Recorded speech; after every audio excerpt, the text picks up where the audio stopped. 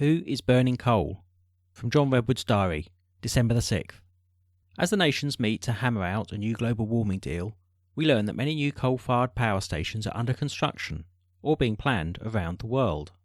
I read that China is building 368 plants and is planning a further 803. India is building 297 and planning 149. Rich countries are also planning new coal plants. The nuclear disaster of Fukushima has prompted Japan to turn back to coal. With 40 plants in the pipeline and 5 under construction, the UK is committed to phasing out coal-based electricity capacity under EU directives. But this aversion to readily available, plentiful and cheap fossil fuel is far from universal. The UK needs to press on with alternative sources of energy to meet both industrial and consumer requirements at affordable prices. It neither helps us nor the world if we overprice energy here, driving more energy abroad to countries that will burn more cheaper fossil fuels. The Climate Change Conference seeks to work from what countries will offer, rather than seeking a top-down set of targets and controls. This is a more realistic approach.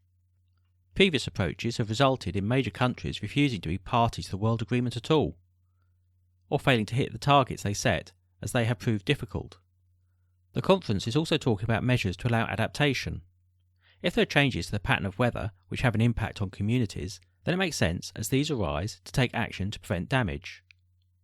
London built a barrier to deal with tidal surges and high river levels some years ago.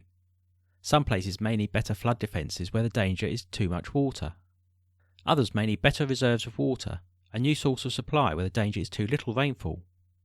We can be sure that our planet is never going to run out of water, given the magnitude of the oceans, but the natural water movement and rainfall patterns may not always suit current settlements without further engineering adaptation. The UK government is embarking on major new programmes to tackle flooding, and the water industry needs to review the adequacy of its future supplies.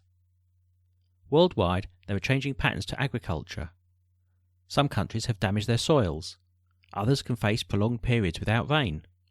There are ways to combat soil erosion, to nurture better soils, and to irrigate lands that are subject to a shortage of rain. The Dutch have long kept their country dry, despite much of it being below sea level, by excellence in water engineering. I hope the World Conference turns these practical measures that can ensure dry homes and a decent supply of water